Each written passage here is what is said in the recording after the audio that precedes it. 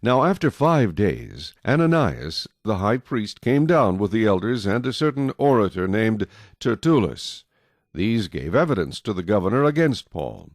And when he was called upon, Tertullus began his accusation, saying, Seeing that through you we enjoy great peace, and prosperity is being brought to this nation by your foresight, we accept it always and in all places, most noble Felix, with all thankfulness. Nevertheless, not to be tedious to you any further, I beg you to hear by your courtesy a few words from us. For we have found this man a plague, a creator of dissension among all the Jews throughout the world, and a ringleader of the sect of the Nazarenes. He even tried to profane the temple, and we seized him and wanted to judge him according to our law. But the commander Lysias came by, and with great violence took him out of our hands, commanding his accusers to come to you. By examining him yourself you may ascertain all these things of which we accuse him. And the Jews also assented, maintaining that these things were so. Then Paul, after the governor had nodded to him to speak, answered, Inasmuch as I know that you have been for many years a judge of this nation, I do the more cheerfully answer for myself, because you may ascertain that it is no more than 12 days since I went up to Jerusalem to worship, and they neither found me in the temple disputing with anyone, nor inciting the crowd either in the synagogues or in the city. Nor can they prove the things of which they now accuse me.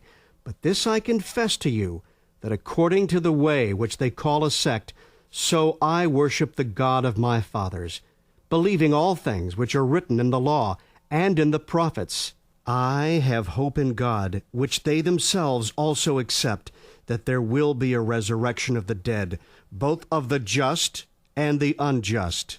This being so, I myself always strive to have a conscience without offense toward God and men. Now after many years I came to bring alms and offerings to my nation, in the midst of which some Jews from Asia found me purified in the temple, neither with a mob nor with tumult. They ought to have been here before you to object if they had anything against me.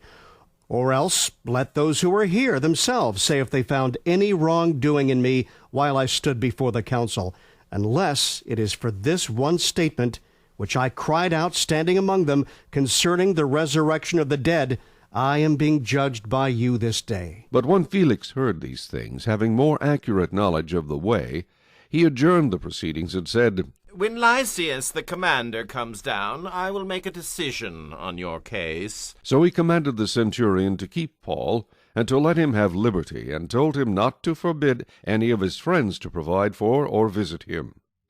And after some days, when Felix came with his wife Drusilla, who was Jewish, he sent for Paul, and heard him concerning the faith in Christ.